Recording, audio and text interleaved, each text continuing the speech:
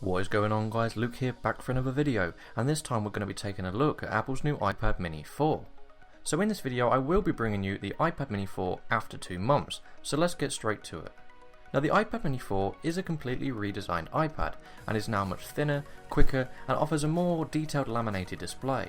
The mini 4 is really Apple's way of catching up with the quality from the Air 2, but in a much smaller package. So the Mini 4 is available in 3 colour variants, the silver, gold and space grey, and comes in 16, 64 and 128GB storage capacities. 16GB starting off at £319 in the UK and $399 in the US. Like its predecessors, the Mini 4 also comes with a cellular option as well, which is another £100 on top of the Wi-Fi only option, but you can also get this on contract from local dealers. Taking a look at the screen here, we've got a 7.9-inch display, as well as a 2048 by 1536 resolution, with a pixel density of 326 ppi. In terms of its predecessors, this hasn't changed, however we do now have a much better display. With an IPS TFT LED backlight, as well as anti-glare and a fingerprint-resistant laminated display, there's definitely an improvement here over previous generations. If we look down below, we can see once again the return of the Touch ID fingerprint scanner, which made an appearance at the iPad mini lineup last year with the Mini 3. The scanner is coated in laser cut sapphire crystal and finished off with a stainless steel detection ring, which is coloured to match the finish of the iPad. The Mini 4 doesn't feature the new second generation Touch ID as on the Air 2, so compared with the Mini 3 there won't be any change in speeds here, but this will be something to look forward to on new iPad builds in the future. Now up top we've got the newly improved front HD FaceTime camera, which is still 1.2 megapixels at 720p, however it now features a much larger f2.2 aperture, allowing much more light to enter. We do also have an ambient light sensor here as well, however it has been hidden this time round. On the back we have our upgraded iSight camera, which has been improved from a 5 megapixel sensor to an 8 megapixel sensor with an f2.4 aperture. Like its predecessors, it still records in 1080p HD quality and it has a native photo resolution of 3264 by 2448 and is now coupled with dual microphones. The rear of the iPad is built from this stunning aluminium gold finish and definitely makes the iPad look crisp and sharp. And as usual we get the polished Apple logo in the centre, which is a separate component and isn't just polished into the aluminium. Up top we get the power button and volume rockers, which are polished to really bring out the appearance of the aluminium finish. And probably the most noticeable difference on the Mini 4 compared to its predecessors is the lack of the mute toggle switch. This is now embedded within the software and is no longer a physical switch. To the left we have the 3.5mm headphone port, which does have a colour matched insert. Down below we've got the speaker grills either side of the lightning port, which also has a coloured ring insert to match the iPad's finish. The speaker grills do have a new design of just one set of larger perforations compared to the 2 sets of smaller perforations featured on previous generations. The entire iPad is powered from the new A8 chip, coupled with the M8 coprocessor, which has been upgraded from the A7 chip in the previous Mini. What this does mean is that the Mini 4 can take full advantage of the features from iOS 9 that were previously only usable on the Air 2. So you can now use split screen for using multiple apps at the same time, instead of just slide over, which was available on the previous 2 generations.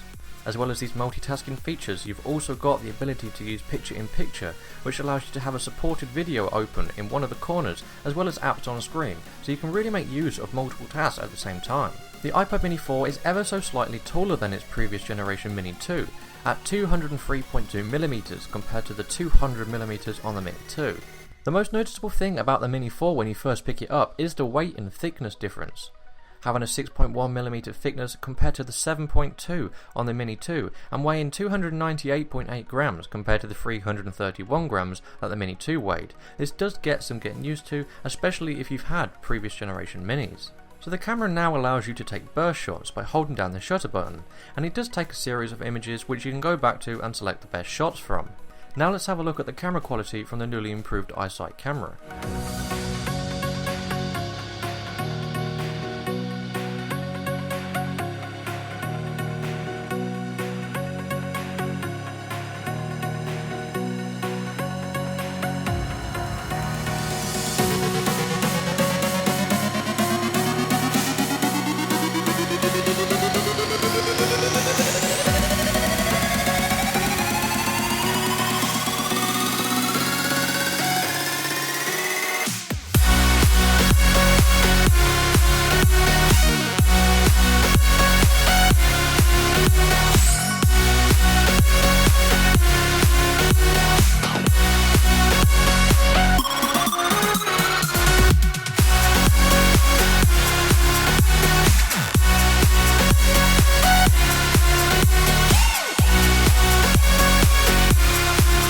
for all you gamers out there, will the Mini 4 suit your requirements? Well, the Mini 4 offers incredible graphics power, coupled with the A8 processor in order to make gaming experience even better than it was previously. You'll have no trouble playing basic games, and even performance-greedy gamers won't have a hard time playing on here. The speakers have also been improved on the Mini 4 as well, and like I previously mentioned, just one row of grills are now featured on the device. These do offer a louder sound and a much deeper bass quality compared with previous generations. Let's have a quick listen between the Mini 4 and the Mini 2.